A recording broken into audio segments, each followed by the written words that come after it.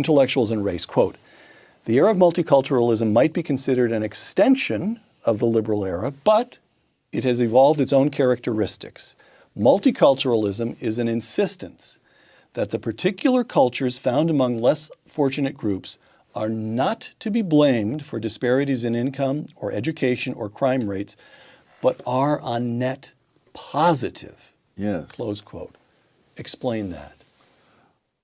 You can't find any fault with any group that is less fortunate.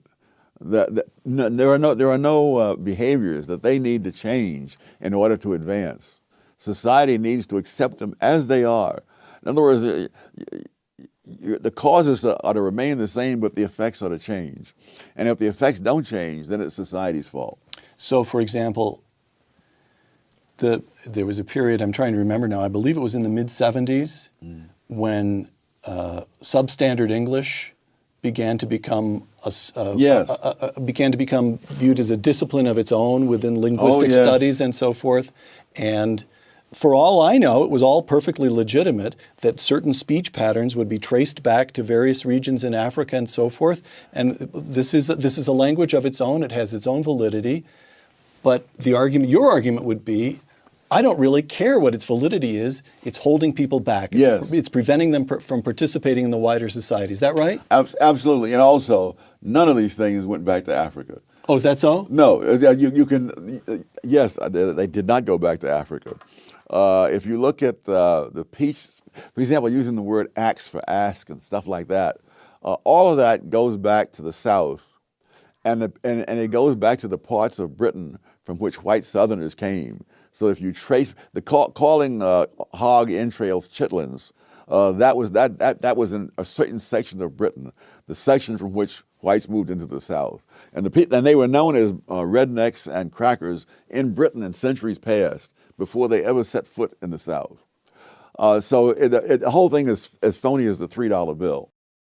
Once again, intellectuals and race.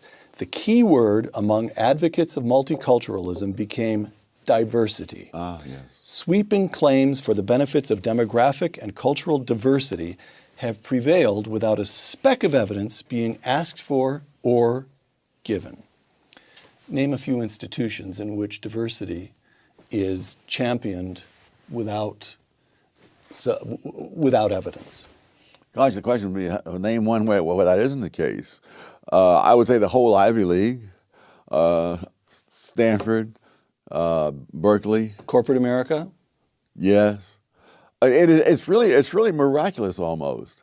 I mean, I can't think of a word that has gained such widespread use and which is utterly unchallenged without one speck of evidence.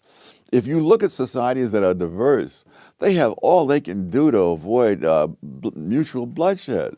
I mean, India, for example, is very diverse, and you know it barely coheres as a nation. That's right. When India was given its freedom by Britain and split into India and Pakistan, I mean, the number of people slaughtered between Hindus and Muslims ran into the hundreds of thousands. All right.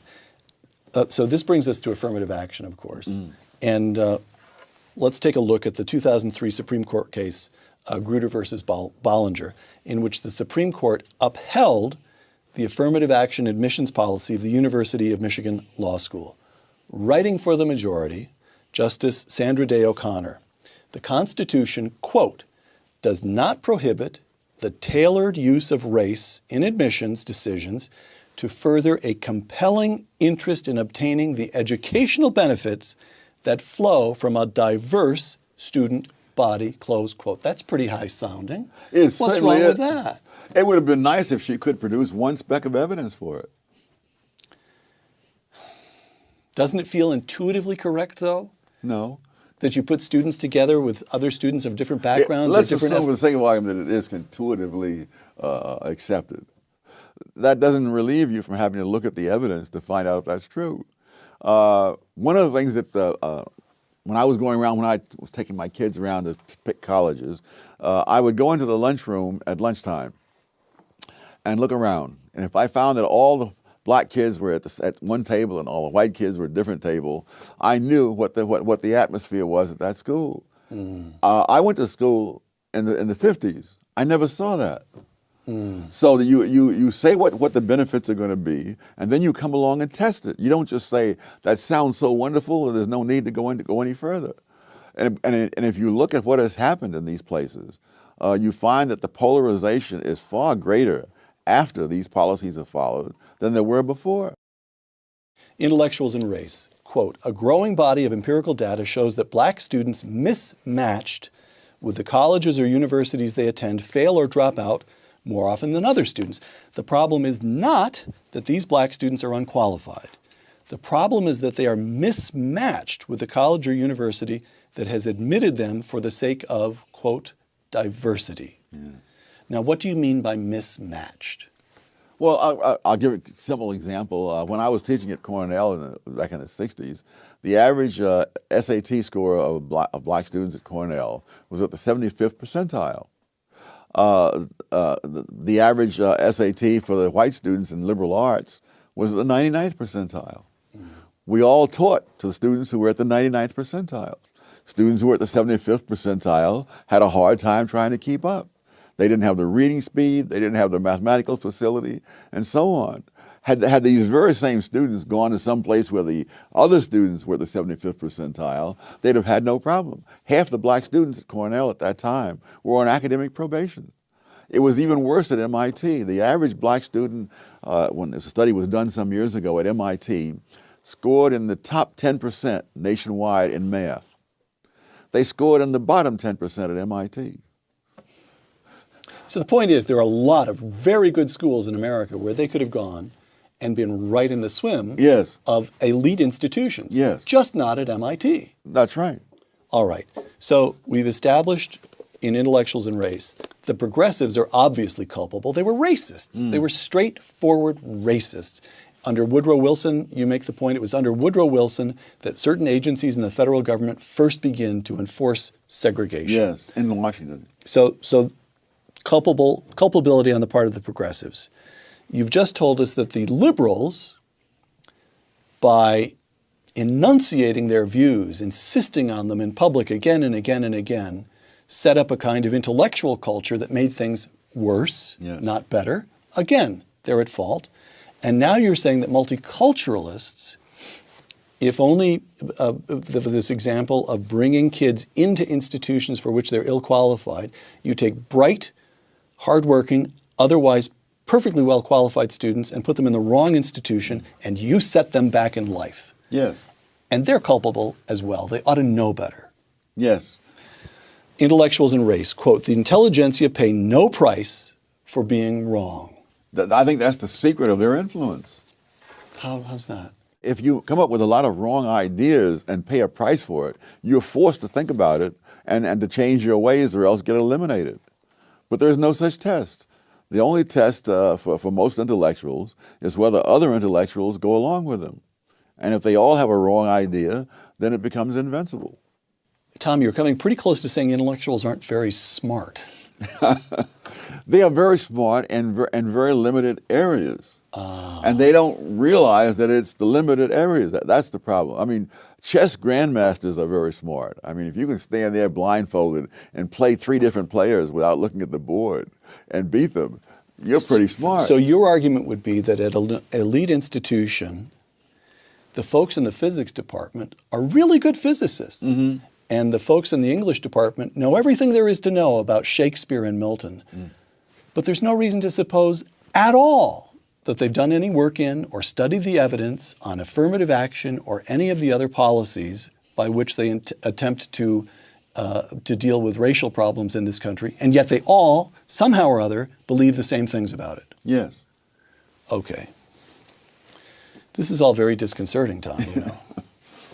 Cosmic justice, intellectuals and race, quote, no individual or group can be blamed for being born into circumstances that lack advantages.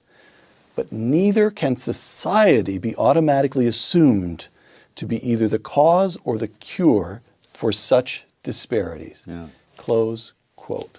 So what you're arguing is that despite several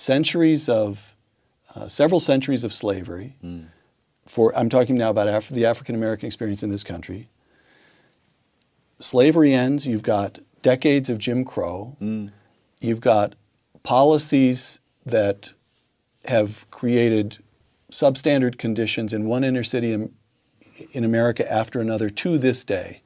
Despite all of that, for the African American child born in inner city Detroit tomorrow, it just is what it is. It's nobody's fault that that child is likely to have worse life expectations than the white kid born tomorrow in Greenwich, Connecticut. The ease with which people draw connections between one thing and another is just amazing. I mean, it's like I mean, the average of black kid today, I think, is probably better off, certainly materially, than say Ben Carson was when he was growing up. Ben Carson, the famous Black surgeon at Johns Hopkins, right. who is immensely accomplished in every way. Yes, right. I would say that certainly the black kids who are growing up today have a higher material standard of living than I had. The difference was that the schools were good when I came along. They were especially good in New York at that time, hard as that is to believe.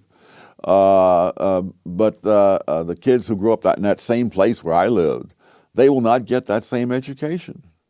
Now that can be blamed on somebody, but it has very little to do with what happened 100 or 200 years ago. And it's true in other countries. I mean, in Nigeria, for example, there's a tribe, the Igbos, who are living in one of the least fertile parts of Nigeria, who were in fact enslaved in centuries past by other tribes and so on. When the British moved in and set up schools, the Igbos went for the schools. By the time Nigeria became independent, the Igbos had climbed above the other groups that had been ahead of them to begin with. So, but there are all kinds of cross currents of factors. The particular culture, or the particular geography, you run through the whole list of them. You cite, in Intellectuals and Race, you cite an observation by the intelligence expert, IQ scientist James Flynn, that just stopped me cold. After the Second World War, you've got large numbers of American troops remaining in Germany. For that matter, there's still several tens of thousands there today. And both black and white American soldiers had children with German women. And Flynn discovered that those children growing up in Germany showed no IQ differences at all. The black kids and the white kids, the same. Quoting Intellectuals and Race, Professor Flynn concluded that the reason was that the offspring of black soldiers in Germany, and now you're quoting Professor Flynn, grew up in a nation with no black subculture, close quote. Which means what? Which means they experienced exactly the same expectations. Is this the... No, the expectations are external. The culture in which they grew up was not the culture in which black kids grew up in America today. So they had... There's no gangster rap that was pervasively available in Germany. So here's what I'm getting. There is something about black subculture in America today that holds African Americans themselves back? Yes.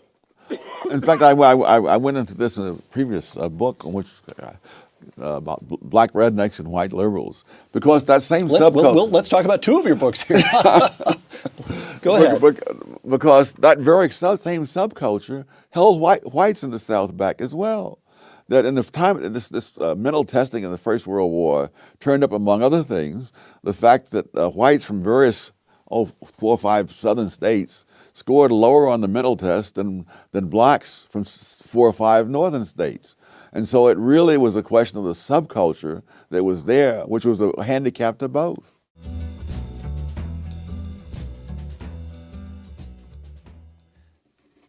Whose job is it to say, wrong subculture, folks, you're harming yourselves? Well, I would think in an ideal world that intellectuals might take on that task, but the world that we live in, I've noticed, is not ideal. Of the liberal era, but it has evolved its own characteristics. Multiculturalism is an insistence that the particular cultures found among less fortunate groups are not to be blamed for disparities in income or education or crime rates, but are on when substandard English began to become viewed as a discipline of its own within linguistic studies and so forth. And for all I know, it was all perfectly legitimate that certain speech patterns would be traced back to various regions in Africa. Society needs to accept them as they are. In other words, the causes are to remain the same, but the effects are to change. And if the effects don't change, then it's society's fault. So, for example, there was a period, I'm trying to remember now, I believe it was in the mid-70s, net positive, close quote. Explain that. You can't find any fault with any group that is less fortunate. There are no behaviors that they need to change in order to advance. Society.